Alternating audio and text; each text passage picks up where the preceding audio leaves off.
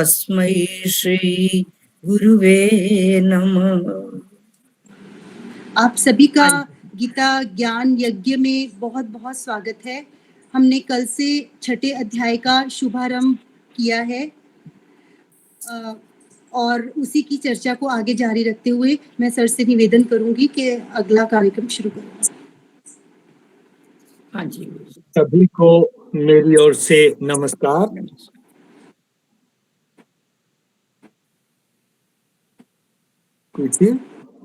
एक बार पहले श्लोक को फिर से पढ़ लेंगे, उसी की कंटिन्यूटी में फिर दूसरे श्लोक से आगे चलेंगे। शशि पहले श्लोक को संक्षेप में एक दफा पढ़ दें। हाँ संस्कृत और हिंदी पढ़ दें।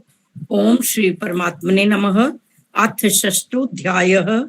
श्री भगवान उवाच अनाश्रितः करम फल्म कार्यं कर्म करोति यः स सन्न्यासीश्च योगी च न निरअग्निर् न चाक्रियः। यह कर्म फलम अनाश्रितः कार्यम कर्म करोति। जो पुरुष कर्म फल का आश्रय न लेकर करने योग्य कर्म करता है, स सन्यासी च योगी, वह सन्यासी तथा योगी है। च निरअग्नि न च अक्रियन, और केवल अग्नि का त्याग करने वाला सन्यासी नहीं है तथा केवल क्रियाओं का त्याग करने वाला योगी नहीं। इस श्लोक से हमें ये पता चला कि हमें कुछ छोड़ना नहीं है, हमें कर्म फल के साथ जो हमारी अटैचमेंट है, बंधन है, उसको छोड़ना है। और जो कर्म फल के बंधन से मुक्त है वही सन्यासी है, वही योगी है। किसी सामान को, घर बार को छोड़ने की जरूरत नहीं है, ऐसी बात कही है। तो दूसरे श्लोक को शशि एक बार पढ़ें।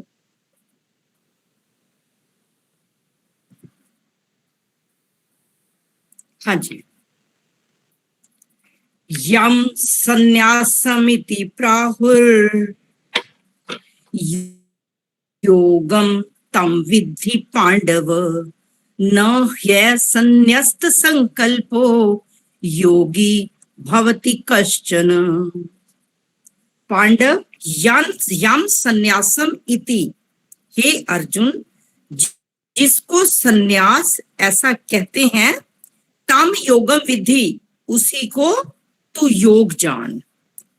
ही ना है लिखा हुआ जहां, ही असन्न्यस्त संकल्पः, क्योंकि संकल्पों का त्याग न करने वाला कश्चन, कोई भी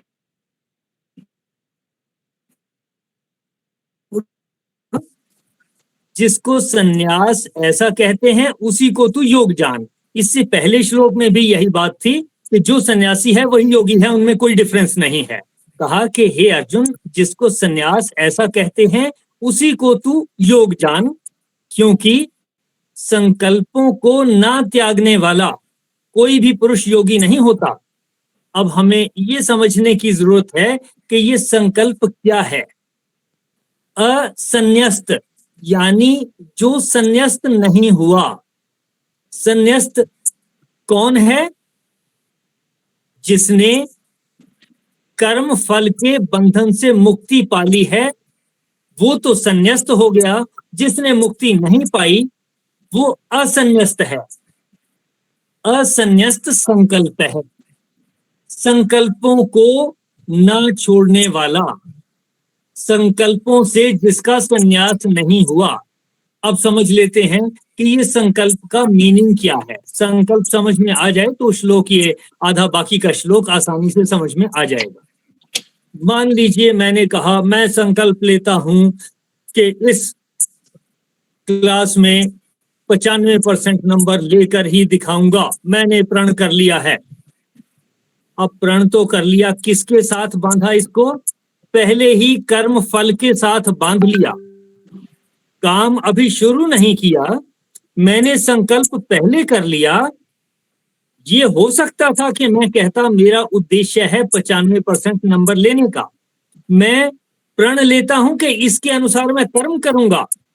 अगर संकल्प कर्म करने का है तो कोई प्रॉब्लम नहीं है, लेकिन आम तौर पर संकल्प होते हैं कि इस काम को करके छोड़ूंगा। मैंने गंगा जल हाथ में लिया और प्रण लेता हूं कि ऐसा करके छोड़ूंगा। मैं प्रण लेता हूं कि कल से सिगरेट या शराब छोड़ दूंगा या मीट छोड़ दूंगा। मैं प्रण लेता हूं कि मैं ये काम करके छोड़ूंगा। मैं प्रण लेता हूं कि दुश्मन को हरा के छोड़ूंगा। जब तक तो उद्देश्य रूप में है और हम फल के साथ नहीं बंधे, तब तक तो अपना फोकस कर्म के ऊपर है, कोई प्रॉब्लम नहीं है। जहां शब्द संकल्प आ गया, इसका मतलब हम संकल्प लेते ही कर्म फल के साथ बंध गए, यानी कर्म शुरू नहीं किया, फल के साथ पहले बंध गए। अब जब पहले बंध गए हैं, प्रोबेबिलिटी के अनुसार कर्म हो जाए, वैसा रिजल्ट आ जाए, ठीक है, हम खुश हो जाएंगे। ना आए तो फिर हम दुखी होंगे, क्योंकि हम बंधे हैं, हमने संकल्प लिया है। तो कहा है संकल्पों को न त्यागने वाला असन्यस्त संकल्प है। संकल्पों से जिसका संन्यास नहीं हुआ, यानी संकल्पों को जिसने नहीं छोड़ा, संकल्पों को न त्यागने वाला कोई भी पुरुष योगी नहीं होता। यानी कि योगी वही है जो संकल्पों में नहीं बंधता। हाँ, काम करने के लिए तैयार रहेगा, कर्म करने पर अपना फोकस रखेगा, उसी पे कंसंट्रेट करेगा, उसी में अपनी एनर्जी को लगाएगा, रिजल्ट के साथ नहीं बंधेगा। देखें, इसमें किसी का कोई प्रश्न? दो बातें कही, हे अर्जुन, जिसको संन्यास ऐसा कहते हैं उसी को तू योग जान। जो संन्यास है वही योग है। और संन्यास क्या है? इससे पहले श्लोक में कर्म के फल के साथ बंधना नहीं है, उससे मुक्त होना संन्यास है, बस इतनी बात है।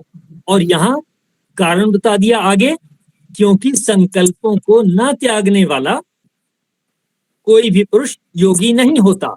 हमने संकल्प का मीनिंग समझ लिया, संकल्प को छोड़ने का मीनिंग समझ लिया।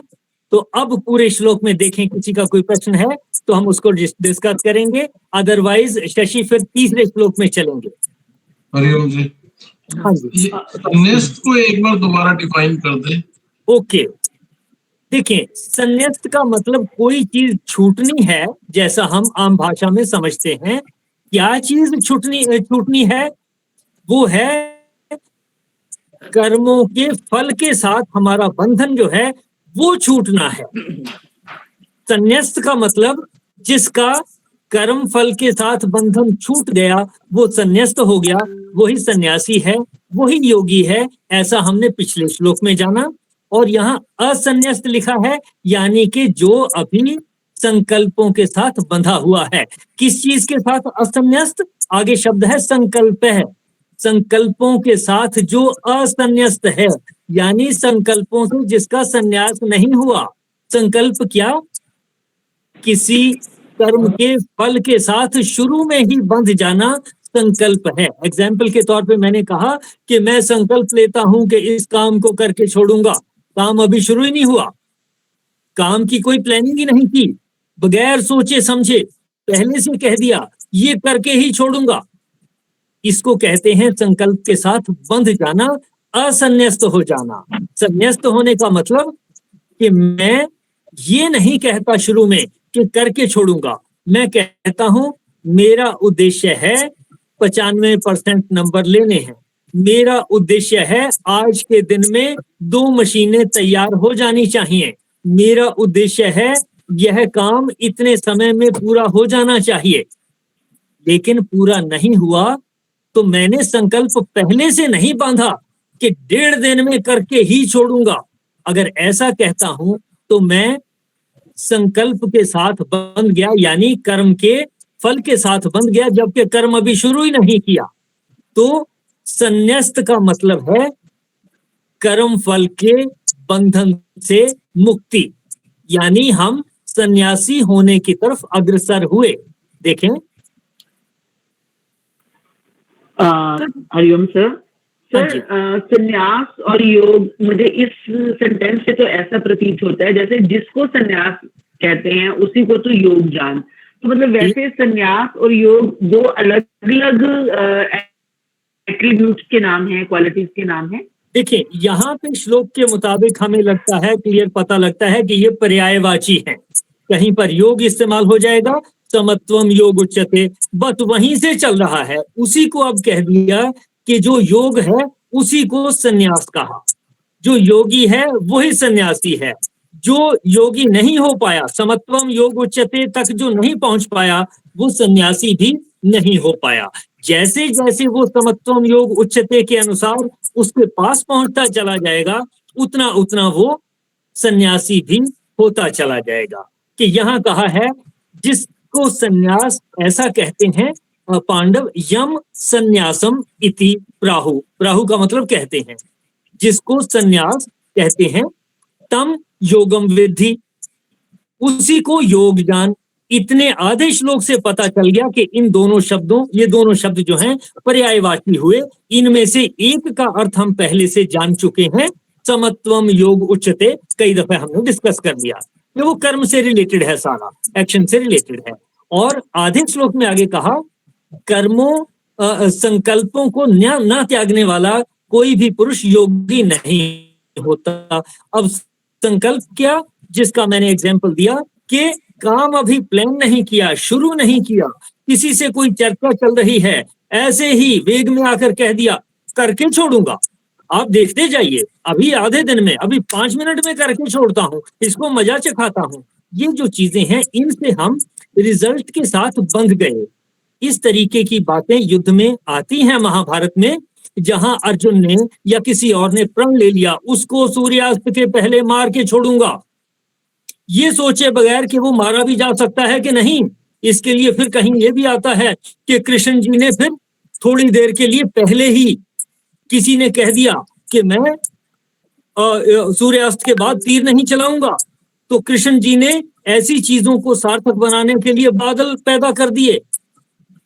उसको देख करके उस योद्धा ने अपने अस्त्र छोड़ दिए, इतने में फिर बादलों को हटा दिया, सूरज दिखा दिया और कहा कि चल मार तू अभी जल्दी।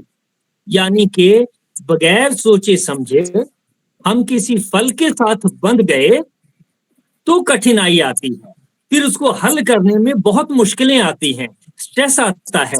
तो ऐसा व्यक्ति जो संकल्पों से बंधा है वो योगी नहीं हो सकता, वो सन्यासी भी नहीं हो सकता। दोनों शब्द पर्यायवाची हैं। देखें, एक बात पूछना चाहूंगी।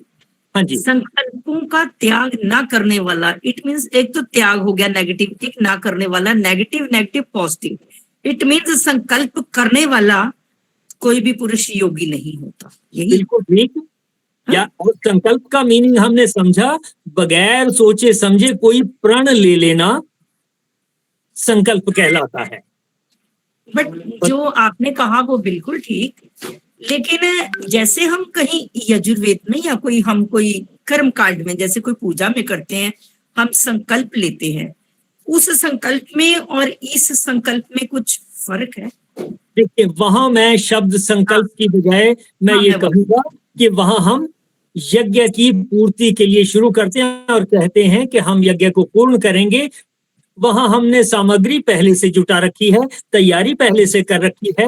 हमें ये भी पता है कि हमने किस किस देवता का आह्वान करना है और किस किस देवता की किस तरह से पूजा करनी है। वो सारी चीजें तैयार हैं, यानी उसके लिए जो कर्म करना है उसकी पूरी प्लानिंग, तैयारी, सब कुछ पहले से है।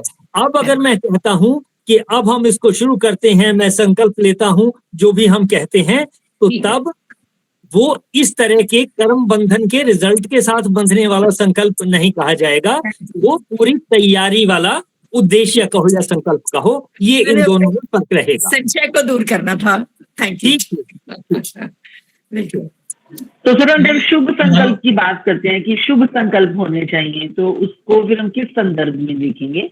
हम कहते हैं संकल्प शुभ होने चाहिए। संकल्प तब शुभ होगा जब उसकी प्रेपरेशन हमने पहले से कर ली है और इरादा हमारा नेक है कि सबका भला होना चाहिए, ये यज्ञ रूप में होना चाहिए। यज्ञ की परिभाषा यही है कि मेरा भी फायदा, परिवार का, समाज का और वातावरण का भी फायदा है, तब वो कर्म, वह कार्य, वह कृत्य यज्ञ कहलाएगा। तो ऐसे कोई भी कर्म जिनसे सर्वजन हिताय और सर्वजन सुखाय ये फलित होते हों, वो सारे यज्ञ की कैटेगरी में आएंगे और उससे संबंधित संकल्पों में कोई दिक्कत नहीं है, क्योंकि उनकी तैयारी पहले से होगी।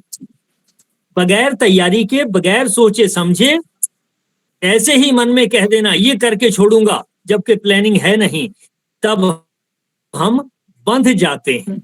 जब तैयारी पहले से है तब बंधन की बात नहीं है, तब उस प्रोसेस को पता है कि हमने आगे कैसे बढ़ाना है, उसको आगे ले जाएंगे, बढ़ाएंगे और वो पूर्णता तक पहुंच जाएगी। लेकिन अगर बगैर सोचे समझे, बगैर प्लानिंग के हमने संकल्प कर दिया, तो ये हमें फल के साथ, कर्म फल के साथ बांधता है, जो कि कष्टदायी है। बहुत अच्छा क्लियर हुआ। चलिए इससे अगले श्लोक में चलते हैं। किसी और का क्वेश्चन आदर्श मैडम ने पूछा, अनम्यूट किया था इन्होंने। नेक्स्ट करें फिर। हाँ जी, तीसरे श्लोक को और पढ़ें। ठीक है। कर्म योग के साधन का वर्णन। आरुरुक्षोर मुने योगम, आरुरुक्षोर मुनेर योगम कर्म कारणम उच्यते योगारूढ़स्य तस्यैव, योगारूढ़स्य तस्यैव शमः कारणम उच्यते। योगम आरुरुक्षो मुने, योग में आरूढ़ होने की इच्छा वाले मननशील पुरुष के लिए योग की प्राप्ति में निष्काम भाव से कर्म कारणम उच्यते, कर्म करना ही हेतु कहा जाता है। और योगारूढ़ हो जाने पर तस्य योगारूढ़स्य शमः, जो योगारूढ़ पुरुष का जो सर्व संकल्पों का अभाव है, एव कारणम, वही कल्याण में उच्यते, वही कल्याण में हेतु कहा जाता है। देखिए, दो बातें कही हैं। एक, योग में आरूढ़ अभी होना है और उसकी इच्छा है, योग में यानी समत्व भाव में आने की इच्छा है। और दूसरा है जब समत्व भाव में आ गए। दो चीजों के बारे में इस श्लोक में बात की गई है। फिर से समझें, कौन कौन सी दो चीजों के बारे में कहा है।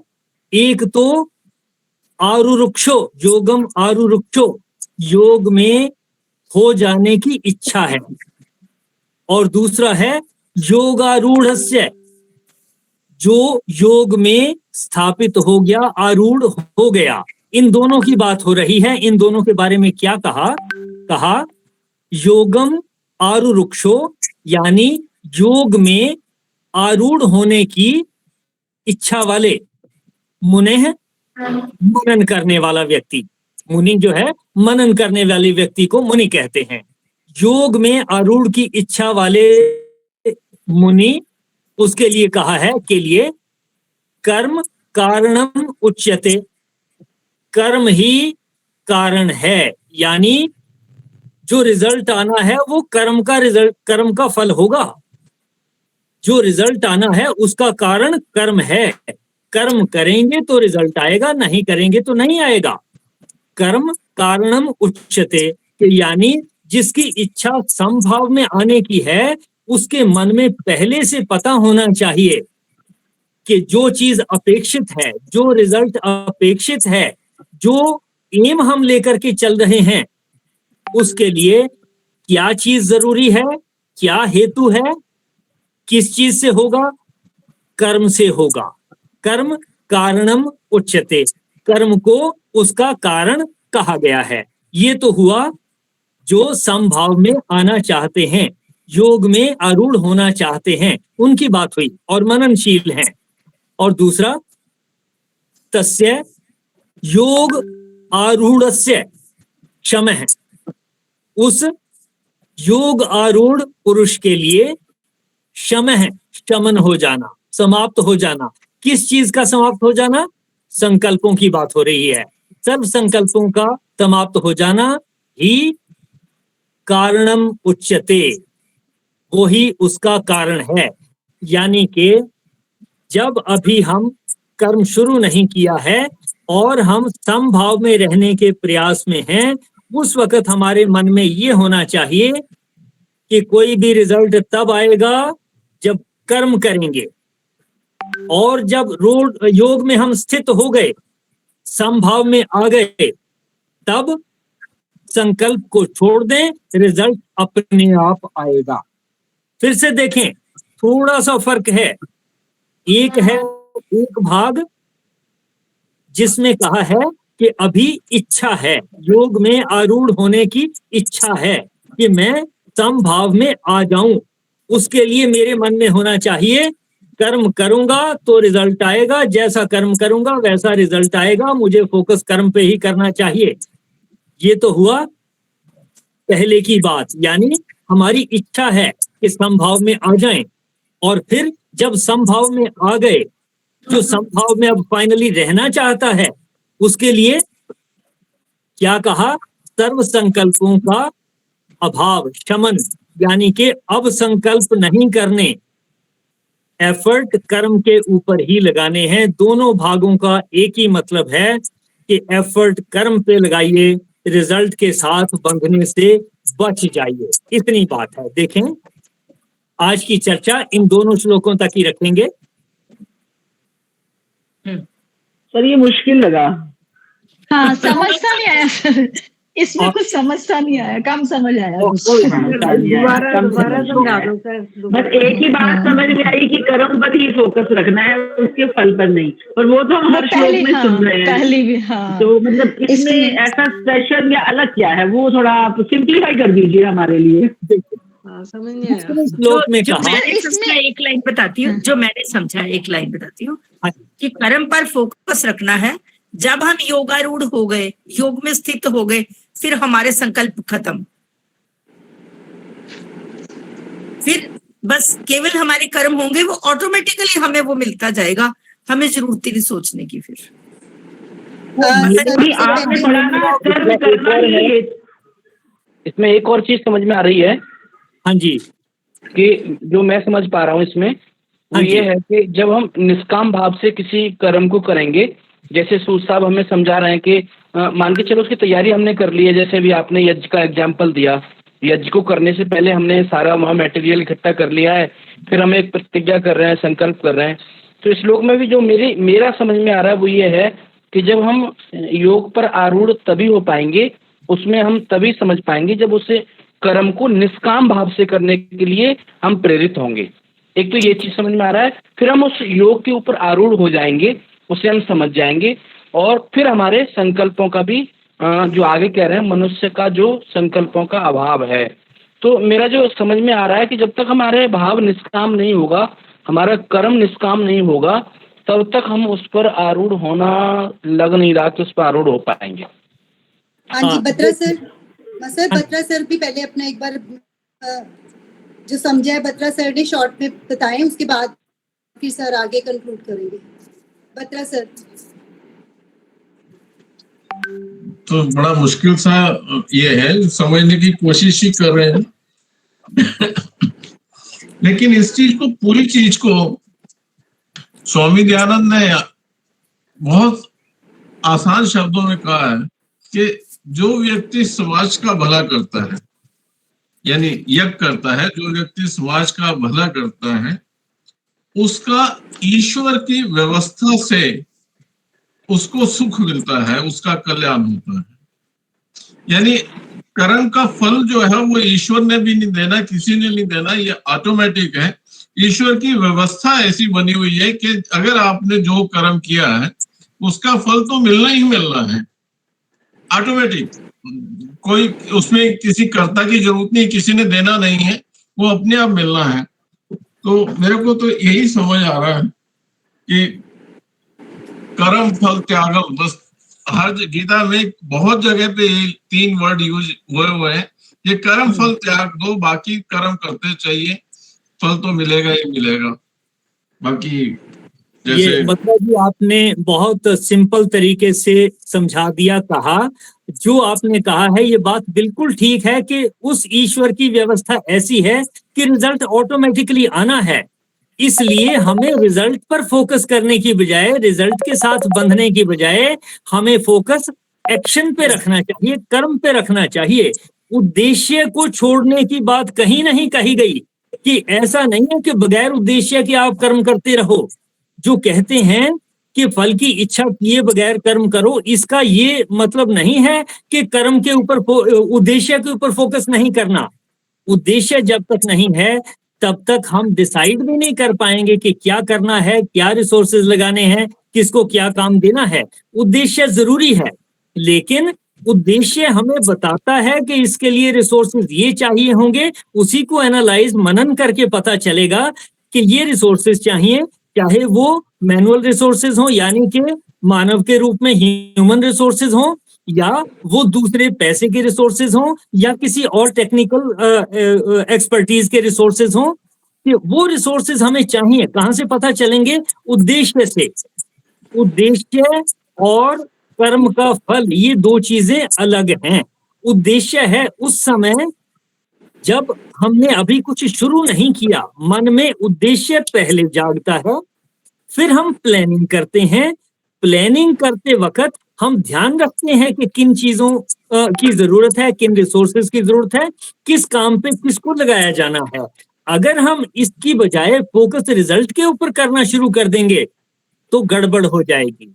तब अगर रिजल्ट उस तरीके से उद्देश्य के अनुसार नहीं आया तब हमें कष्ट होगा, स्ट्रेस होगा, और रिजल्ट के साथ बंधने की बजाय फोकस हमने एक्शन पे रखना है। यानी उद्देश्य क्या है, उसको रिसोर्सेज क्या चाहिए, काम कब शुरू हुआ, क्या काम धीरे धीरे आगे बढ़ रहा है, और क्या ये पूर्णता तक बढ़ा। इस पूरी चीज को समझने का नाम हुआ कर्म करना। कर्म को समझना और कर्म को शुरू करना, कर्म को आगे बढ़ाना, कर्म को संपूर्णता तक ले जाना। अब संपूर्णता होते होते उसके रिजल्ट क्या आएंगे उसकी ओर नहीं, हम उद्देश्य के अनुसार ये सारी प्लानिंग करके चलते हैं। मैं एक दफा श्लोक के अर्थ फिर से पढ़ दूं। दूसरा श्लोक है, हे अर्जुन, जिसको संन्यास ऐसा कहते हैं उसी को तू योग जान। इसमें किसी को कोई संदेह नहीं रहना चाहिए कि यहाँ कहा कि संन्यास जिसको समत्वम योग उच्यते कहते हैं, समभाव कहते हैं, वो योग है और उसी का नाम संन्यास है। दोनों चीजें इस श्लोक के आधे भाग से पता चला कि ये दोनों शब्द पर्यायवाची हैं। इतनी बात हुई। दूसरा भाग है, क्योंकि संकल्पों को ना त्यागने वाला कोई भी योगी, कोई भी पुरुष योगी नहीं होता। कि संकल्प जिसने नहीं छोड़े, संकल्प का मीनिंग हमने सोचा कि बगैर उद्देश्य को जाने, बगैर रिसोर्सेज को जाने, बगैर प्लानिंग किए, बगैर टाइम प्लान बनाए, बगैर ये सोचे कि कब शुरू करेंगे, कब खत्म करेंगे, कौन किस काम को करेगा, कौन सी चीज सीरीज में चलेगी, कौन से काम पैरेलल में चल सकते हैं, ये सारी प्लानिंग किए बगैर पहले से ही संकल्प कर दिया कि कल शाम से पहले पहले फलाने फलाने को मार के छोड़ूंगा, कि मैं इस एग्जाम में इतने नंबर लेकर के छोड़ूंगा। कि तुम प्रण कर लो, तुमने सुबह 5 बजे उठना ही उठना है। अब रात को 1 बजे सोएंगे तो हो सकता है 5 बजे ना उठा जाए। करना है, अच्छी बात है, लेकिन ये सोचे बगैर कि अगर 1:30 बजे सोएंगे तो एक दिन तो भले ही उठ जाए 4:30 बजे। हर रोज रात को 1 बजे सोकर सुबह 4 बजे उठने का ये रेगुलर रूटीन बन नहीं पाएगी। एक्सेप्शंस को छोड़ दें। तो कहा, संकल्पों को ना त्यागने वाला कोई भी पुरुष योगी नहीं होता। यानी योगी नहीं होता मतलब ये कि उसके मन में समभाव नहीं आएगा, उसको स्ट्रेस आता रहेगा। ये यहां से पता चला कब? जब हम संकल्प तो कर लेते हैं लेकिन प्लानिंग नहीं की हुई, उद्देश्य को देखा भी नहीं है, सिर्फ सीधे ही संकल्प पे पहुंच गए। तो उसको कहा कि जो संकल्पों को नहीं छोड़ता, जो इस तरह से संकल्पों में बंध जाता है, वो योगी नहीं। और समझ में भी आता है कि उसका फोकस सारा इस बात पे होगा, अरे इतने बजे खत्म करना है, इतने बजे खत्म करना है। उसकी सारी एनर्जी, बहुत सारी एनर्जी सिर्फ ये सोचने में लग जाएगी इतने बजे खत्म करना है, इतने बजे खत्म करना है। कि वो युद्ध में देख रहा है सूर्य कितना नीचे चला गया, अस्त होने में कितने मिनट हैं, उसने बाण किस पे चलाना है, उसकी बजाय उसकी एनर्जी सूर्य की तरफ जा रही है। यानी कि संकल्प की ओर लग गई एनर्जी। जब हमारी एनर्जी कार्य की बजाय, कर्म की बजाय उस तरफ को लगती है कि सूर्य भागा जा रहा है, जल्दी करो जल्दी करो, तो जिस चीज को जितना टाइम चाहिए था शायद उतना नहीं मिल पाएगा और काम ठीक से नहीं हो पाएगा। ये मीनिंग है संकल्पों को ना त्यागने का। और अगले तीसरे श्लोक में कहा है योगम आरुरुक्षो, योग में आरूढ़ होने की इच्छा वाले मुनि के लिए कर्म कारणम उच्यते, कर्म ही हेतु है, कर्म ही कारण है, कर्म के करने से ही रिजल्ट आएगा। रिजल्ट को सोचने से और कर्म को छोड़ देने से रिजल्ट गड़बड़ हो जाएगा। फिर कहता हूं, रिजल्ट को सोचने से कि सूर्य मैंने उसको मारना है, लेकिन फोकस है सूर्य डूबा जा रहा है, यानी कि एनर्जी उधर लग जाती है जिधर को संकल्प था। संकल्प की बजाय कर्म पे फोकस करें। कर्म कारणम उच्यते, कि जो योग में रहना चाहता है उसके लिए उसको पता है कि रिजल्ट का कारण जो है वो कर्म है, इसलिए मुझे फोकस अपनी पूरी एनर्जी को कर्म पे ही रखना है, रिजल्ट के ऊपर नहीं करना, घबराना नहीं है। इस तरीके के झूठ मूठ के गलत मिथ्या संकल्पों में बंध नहीं जाना जो हमारी एनर्जी को वेस्ट करते हैं। और फिर आगे कहा स्नेहदत्त जी आप अपना प्लीज म्यूट कर लें, बार बार आप अनम्यूट कर लेते हैं और आवाज खराब हो जाती है। मैं आपको म्यूट कर रही हूँ और आप अनम्यूट कर रहे हैं, प्लीज म्यूट कर लें अपने आप को। स्नेहदत्त जी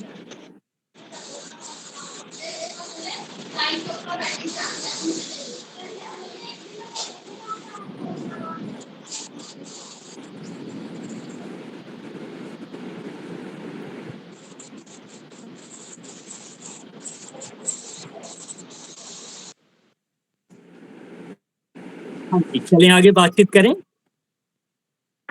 सर दीदी मुझे दीदी सॉरी आपके समझाते सर। हाँ जी मासी जी।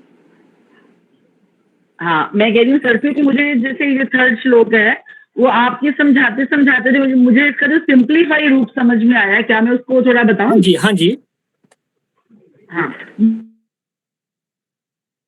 मुझे ऐसा लगा कि इसका अर्थ ऐसे मैंने इसको ऐसे समझा कि हर आदमी अपने चेतना के जिस कदर उसी तरह से ही वो अपनी बात को उठाए। इसको आप मुझे बताइए कि वो गलत है कि सही, कि मनुष्य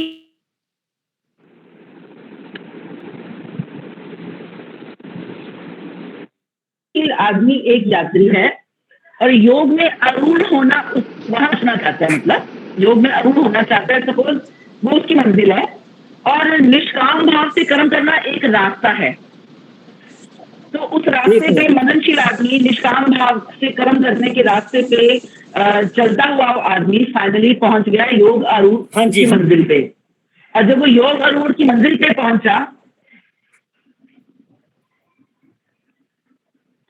तो जब मतलब वहां वो जैसे मतलब मैंने इसको ऐसे किया, इसको पर्सोनिफाई करके कोशिश की है समझने की अपने आप कि रोड मतलब निष्काम भाव से कर्म करना ये एक रोड है जो उस मननशील आदमी को योग आरूढ़ की मंजिल पे ले जाएगी। उस पर चलता वो योग आरूढ़ हो जाएगा फाइनली, जब वो निष्काम भाव से कर्म करेगा, मतलब संकल्प से नहीं जुड़ेगा, फल से नहीं जुड़ेगा। और जब वो योग आरूढ़ हो जाएगा है ना, योग आरूढ़ हो जाने पर वहां पे जाके जो उसको मिलेगा, जो उसको देखने को मिलेगा, फर्क है अभाव और वही थोड़ा सा फर्क है। जब हम कहते हैं योग आरूढ़, इसका मतलब मेरा फोकस फल की बजाय कर्म पर है। जब मैं फल की चिंता नहीं कर रहा और मेरे मन में पता है कि अगर फल मुझे कुछ भी चाहिए उसके लिए मुझे कर्म पे फोकस करना है, तब कहेंगे जब मैंने पूरा एफर्ट कर्म के ऊपर शुरू कर दिया, अपनी एनर्जी को मैं फल की तरफ नहीं ले जाता, यानी मेरा ध्यान बंटता नहीं इस बात से कि ओहो रिजल्ट गड़बड़ हो रहा है, रिजल्ट गड़बड़ हो रहा है, सूर्य डूबने वाला है। ये एक एग्जांपल आज मैंने लिया कि सूर्य डूबने वाला है, तब सूर्य डूबने की फिक्र ज्यादा हो गई, एनर्जी उधर को लगनी शुरू हो गई। इसकी बजाय अगर एनर्जी कर्म के ऊपर फोकस्ड है, इसको कहेंगे कि हम योग में आरूढ़ हैं। काम पूरा हुआ या नहीं हुआ कोई बात नहीं। रिजल्ट जैसा उद्देश्य था वैसा आया या नहीं आया, कोई बात नहीं। अगर मेरा फोकस कर्म के ऊपर